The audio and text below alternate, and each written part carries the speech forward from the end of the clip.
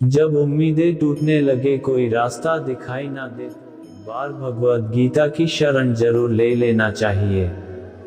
यहाँ भगवान श्री कृष्ण कहते हैं कि इस मृत्यु लोक का हर प्राणी, चाहे हो मनुष्य हो या पशु पक्षी हो या फिर पेड़ पौधा हो, हर सांस लेने वाला प्राणी अपने जन्म के साथ मृत्यु को भी लेकर आता है। हर प्राणी को एक ना एक दिन निश्चित क्षण पर मरना अर्थात अपना शरीर त्यागना ही पड़ता है। मनुष्य को सिर्फ कर्म करने का अधिकार है, फल की इच्छा ना करें। भगवान श्री कृष्ण कहते हैं कि मनुष्य को चाहिए कि फल की इच्छा त्याग कर कर्म को अपना धर्म समझकर करे, क्योंकि जो भी मनुष्य फल प्राप्ति की इच्छा करता है, उसका मन फल के बारे में सोचकर अपने कर्म और कर्तव्य से विचलित हो जाता है और उस इंसान को वो फल प्राप्त नहीं होता है जिसकी उसने इच्छा की हुई थी। इसीलिए भगवान श्री कृष्ण कहते हैं कि मनुष्य सिर्फ कर्म कर सकता है, फल कदापि मनुष्य के अधीन नहीं है।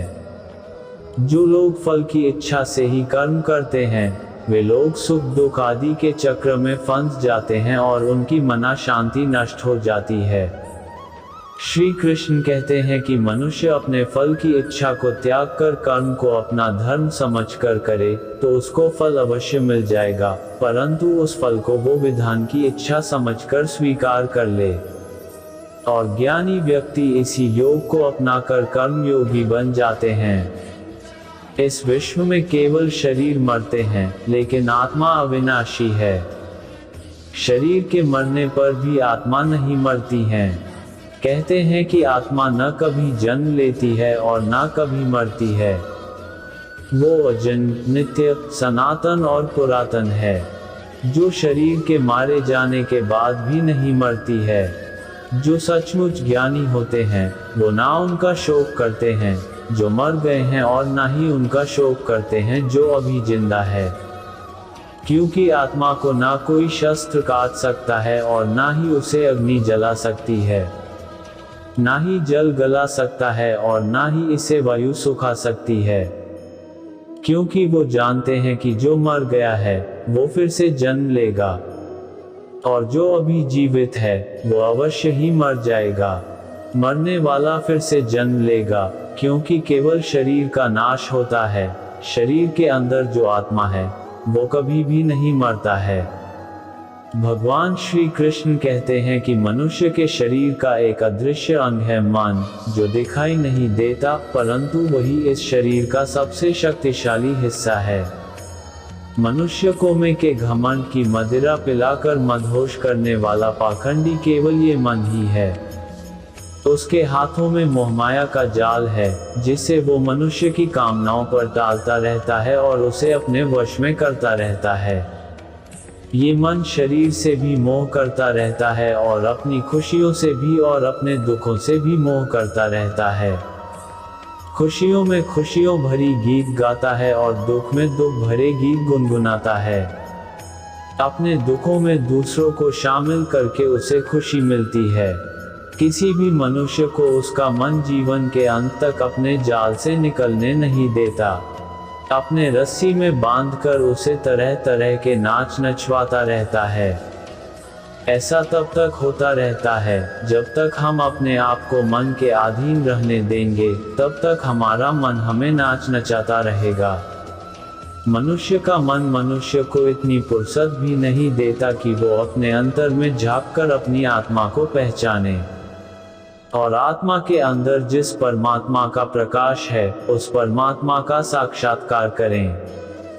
किसी भी जीवित प्राणी के लिए आवश्यक है कि प्राणी अपने मन को काबू में करके अपने अंतर में झांककर अपनी आत्मा को देखे। तब उस आत्मा के अंदर उसे परमात्मा का प्रकाश स्पष्ट दिखाई देगा और उसी को ही परमात्मा का साक्षात्कार कहते हैं। हमारा शरीर और मन कैसे काम करता है?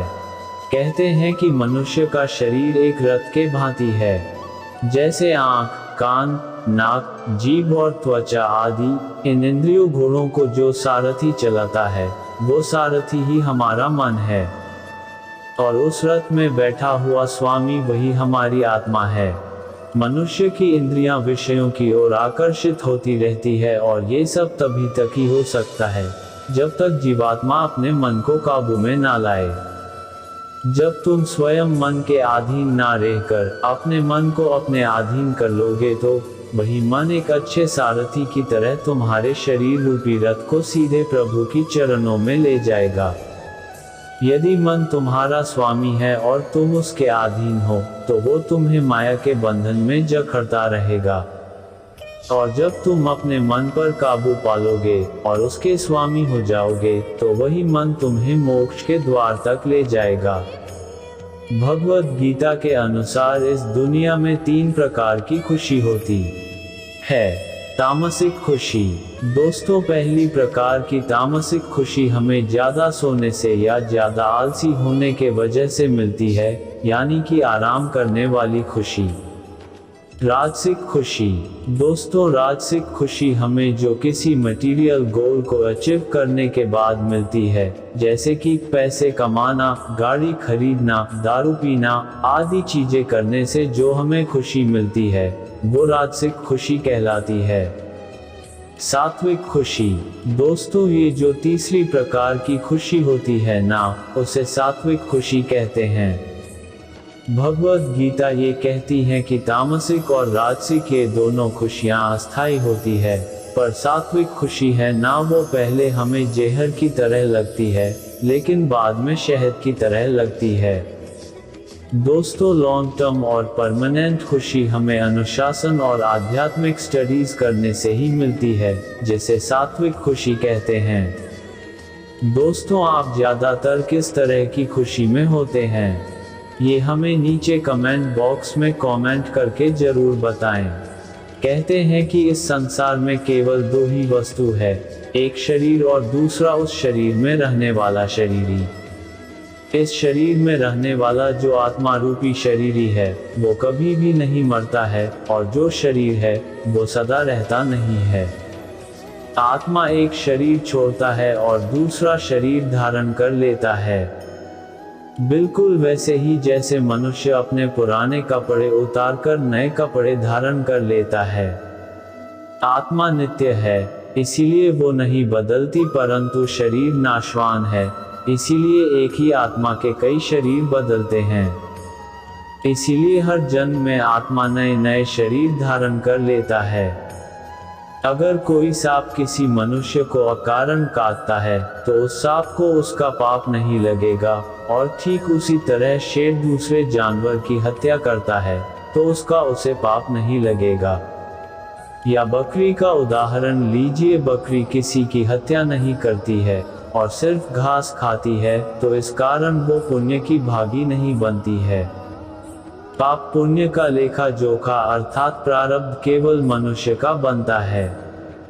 दोस्तों, इसका अर्थ यह है कि अगर कोई पशु किसी की अकारण हत्या कर देता है तो उसका उसे पाप नहीं लगेगा, लेकिन कोई मनुष्य अगर किसी भी जीवित प्राणी की अकारण हत्या कर देता है तो उसे उसका पाप लगेगा, क्योंकि इस पृथ्वी लोक पर और समस्त प्राणियों में जो विवेकशील है वह अच्छे और बुरे की पहचान रख सकता है, और वो मनुष्य छोड़कर कोई और प्राणी ऐसा नहीं कर सकता। इसीलिए जब मनुष्य अपने पाप और पुण्य जब भोग लेता है तो उसे फिर से मनुष्य की योनि में भेज दिया जाता है। एक मनुष्य किसी कमजोर और बुरे व्यक्ति का धन लूटने के लिए उसकी हत्या कर देता है तो उस व्यक्ति को निश्चित ही उसके द्वारा किए गए कर्म का पाप लगता है। और यदि दुष्ट मनुष्य किसी स्त्री के साथ जबरदस्ती बलात्कार करने की कोशिश कर रहा है तो उस स्त्री की रक्षा करने के लिए अगर कोई व्यक्ति उस दुष्ट मनुष्य की हत्या कर देता है तो उसका उसे पाप नहीं लगता है बल्कि पुण्य लगता है। कर्म तो वही रहा, किसी की हत्या करना, परंतु उस कर्म के पीछे की भावना क्या है और मारने वाले की नियत क्या है। इसी के फर्क से ही एक ही कर्म किसी के लिए पाप हो सकता है और दूसरे के लिए पुण्य हो सकता है। जिस भावना और नियत से मनुष्य कर्म करता है उस नियत के कारण एक ही कर्म किसी के लिए पाप बन जाता है और किसी के लिए पुण्य बन जाता है।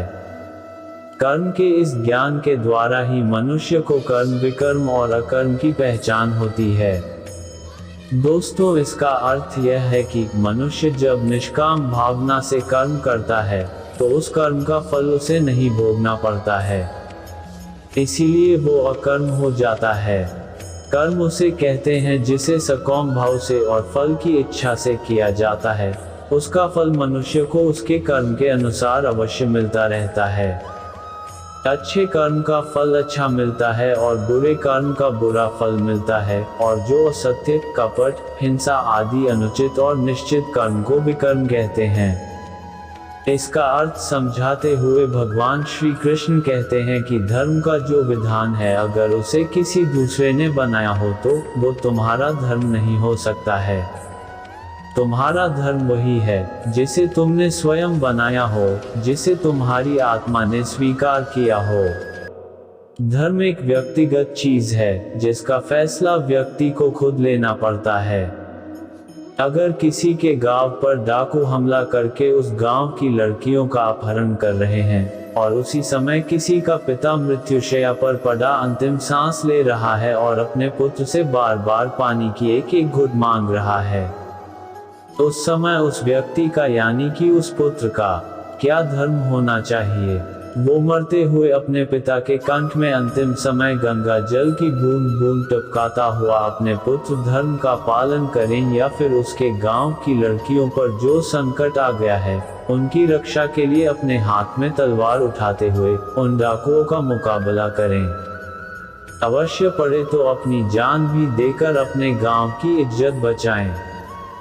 इसका निर्णय कोई दूसरा व्यक्ति कैसे कर सकता है? इसको धर्म का दोराहा या धर्म संकट भी कहते हैं। ऐसी स्थिति में वो व्यक्ति क्या करें, उसका फैसला कोई और व्यक्ति नहीं कर सकता, बल्कि ये निर्णय उसे खुद ही लेना पड़ता है कि उस समय उसका प्रथम धर्म क्या है। उस समय उसकी अंतरात्मा जो आवाज दे वही उसका प्रथम धर्म है। इसीलिए हर व्यक्ति का धर्म व्यक्तिगत होता है और मनुष्य अपने धर्म का विधान मनुष्य खुद बनाता है। जिस मनुष्य में हारने की चिंताएं कम और जीतने की ख्वाहिशें ज्यादा होती हैं, वह मनुष्य मन से बहुत शक्तिशाली होता है। जीवन में सब कुछ हासिल कर लीजिए या गंवा दीजिए, मगर अपने स्वार्थ के लिए किसी का इस्तेमाल मत कीजिए।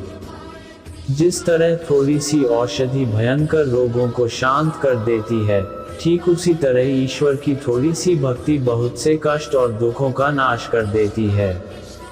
कभी कभी अपनी लाइफ में आगे बढ़ने के लिए उन चीजों और व्यक्तियों को भी त्यागना पड़ता है जो कभी तुम्हारी हृदय की गहराइयों में विलीन थे। दोस्तों, अगर हमारी वीडियो आपको पसंद आया तो मेरे चैनल को सब्सक्राइब करें और लाइक शेयर करें ताकि मैं आप लोगों के लिए अच्छी वीडियो बनाता रहूं।